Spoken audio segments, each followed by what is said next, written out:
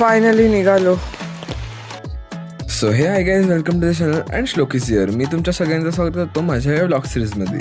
तर सकाळ मजदूर युनियनचा युनिफॉर्म घालून मी निघालो मजदुरी करायला. जाता जाता मला भेटले डॉगेश मित्र मंडळ. तर हे आहे आमचं मजदुरी केंद्र.